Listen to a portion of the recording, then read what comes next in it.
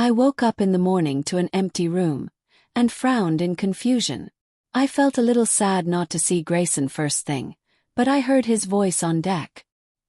He was yelling at the men, giving strange orders that confused me, but I ignored it. If Greyson was angry, I thought it was best to stay away until he calmed down and got dressed, which was difficult because the ship kept moving for some reason. There must have been a storm nearby, rocking the ship about. I peeked out the window that looked out onto the deck, just to make sure Greyson wasn't still mad, and saw all the men running about, doing various tasks. "What's going on?" asked Sarah. "How would I know if you don't?" I laughed. She had a point. I took a breath, squared my shoulders and walked outside, but I was shocked when I didn't see the pack. We were on open water.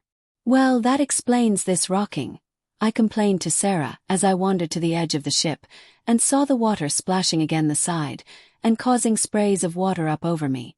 I squealed and hit my face, wiping the water off me. "Cassia!" Greyson ran over to me, wiping his face and pulling me away from the edge, and what shocked me was the fact that I wasn't afraid by his touch.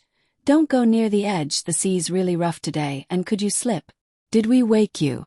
"Sorry. I wanted to wait until you woke up, but the wind was on our side and I wanted to get on our way." "No, it's okay. You didn't wake me," I said as I looked anywhere but his chest, but then the ship shook and I fell forward. Greyson grabbed me and pulled me closer. "Are you okay?" I blushed and pushed him away, steadying myself. "I'm fine. Is it always so rough?"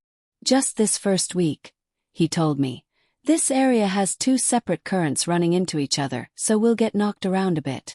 As if the water knew we were talking about it, we hit a big wave and the boat rocked again, and Greyson quickly grabbed my arms. "You should stay inside today," he suggested. "There's also a storm coming it. I don't think we'll go through it, but it'll make the water a lot worse, and I don't want anything to happen to you." I felt a rush of warmth at his concern and smiled. "But I should help. I'm not used to doing nothing." "Then think of today as a long overdue holiday." He smiled and started leading me back to the cabin. "When it's not so rough, I'll teach you how to sail, and you can help after that." "Oh, okay, but what am I meant to do?" "You still have my book to finish," he suggested and opened the door. "Oh, and we won't eat today. If you do, you'll be throwing up everywhere, trust me, okay?" "Okay," I agreed, which shocked me. Did I trust him? "Great." Greyson leaned over and kissed the top of my head, and the men started to whistle and cat-call, but Greyson gave one loud growl over his shoulder, and they all got to work again. He turned back to me and smiled. "Ignore them. They're just jealous. Go in, and I'll come check on you later." I nodded and quickly rushed inside, where I plopped down on the bed. It was cozy, but the swaying of the ship didn't help relax.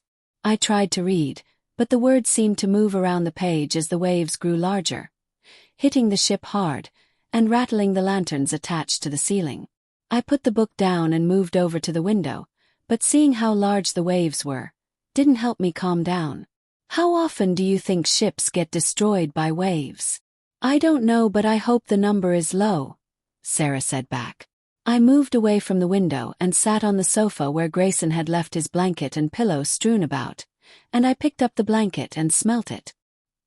"He smells so nice." "I know," Sarah agreed. "Like the forest." I put his quilt back down and got up again and started wandering around the cabin, but I growled in frustration. "Should I clean or something?" "With what? There's no cleaning products." "Well, I have to do something, I should." A large wave rocked the boat again, but this time my stomach dropped, and I quickly rushed to the bathroom, lifted the wooden toilet lid and threw up into the ocean below, which was splashing around wildly. I didn't know how long I spent in the bathroom, but suddenly there was noise behind me, and I looked up to see Greyson standing in the open doorway, peeking into the bathroom. He saw me sitting on the ground near the toilet, looking green, and came closer. "Are you okay in there?" he asked, concern in his blue eyes. I wanted to say yes to assure him that I was fine, but instead I opened my mouth and what came out was a loud, "No," followed by a groan and me turning and throwing up again. He laughed, a warm, infectious sound. "I'm sorry, I should have warned you how bad it gets." Maybe some fresh air will help, he suggested. I doubted that very much, but agreed to try, before gingerly standing up. I went to the basin and washed my mouth out before wiping my mouth on my sleeve. The ship rocked once more, and I rushed back to the toilet. Okay, maybe the air won't help, he said as he knelt and stroked my hair. Wait here, I'll be back. Sure thing. I groaned. Where the hell was I meant to go?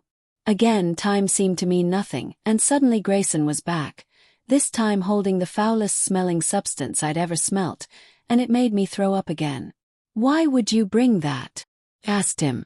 My head was throbbing, my stomach was empty at this point, and I was having pains from throwing up practically nothing, and he was just to make me sick again. I'm already throwing up, I don't need your help. Greyson sat down next to me, swaying slightly from the movement of the ship. This will help with the motion sickness, I swear. Maybe, but only because it's poison and I'll die. Greyson laughed again as he pulled me into a sitting position. I'd never give you poison, you're mine forever, he said, making my heart flutter, even now while I was sick. But this will really make you feel better. And if it doesn't, I promise you can punish me. I looked at the black liquid and screwed up my face. You really swear this will help? I swear. What's it made from? It's best you don't know. I looked up into his eyes, he seemed sincere. Okay, I said as I reached for the drink. I used my fingers to hold my noise and drank down the concoction, gagging slightly as it burned down my throat. Oh goddess, that's disgusting. Don't stop, drink the whole thing. I did as I was told, and drank the whole thing, wondering the whole time how something this foul could help settle my stomach. But it did. I felt it instantly as I gave the bowl back to Greyson. Better. It's getting better, you're a miracle worker. I smiled in relief. I don't know what witch showed you that potion, but I owe them. Actually, that came from an old fisherman I knew. Well, I'm sorry, but I'm ditching you and marrying him. Marrying? He asked, and I blushed. Who said we were getting married? Are you proposing? Because this isn't a very romantic setting. When I get proposed to, I want candles and flowers, and a massive diamond ring. Stop. I giggled and shoved him, but then I froze when I realized I'd hit him, and quickly pulled my hand back, but thankfully Greyson didn't get angry that I'd hit him. He did reach out and gently grabbed my chin though and said, Don't ever talk about marrying anyone but me. His voice was calm, but I heard a serious undertone and nodded. Good girl. He helped me back up and I brushed my teeth. I couldn't believe how good I was feeling thanks to that drink. My stomach still felt a little queasy, but not enough to throw up. You should rest more until the drink fully takes effect. Greyson shocked me when he lifted me into his arms, cradling me and placing me back on the bed, but he lingered a little for a moment, as if he didn't want to let me go, and I looked up into his eyes for a second, before looking away again shyly as my heart raced. He stood up and cleared his throat, before looking at the book on the bed. He snatched it up and jumped into bed next to me, and I tensed. Where were you up to? Page 62. Why? I'll read it for you. Don't you have to help sail the ship? I have a captain, he'll handle things. He shrugged and started flipping through the book. Besides, I'd rather spend time with you over the men. Lay down and get comfortable. I gulped and slowly laid down on my side, curling up. What was he planning? Was he going to try something? My nerves eased, however, when he began reading, and didn't make a move to touch me. And the next thing I knew I was waking up, and the sun was beginning to rise slowly. I sat up and felt my quilt fall to my thighs, and looked around the dim cabin to see Greyson snoring softly on the sofa. I was so confused by his actions. Men had hurt me my whole life and those men hated me, and yet my mate, who claimed to want me, didn't even make a move. That's why he's not making a move, Sarah told me. Because he's our mate. Like him. I think we can really trust him. I hope so, I said as I laid back down and watched the sun rising through the window.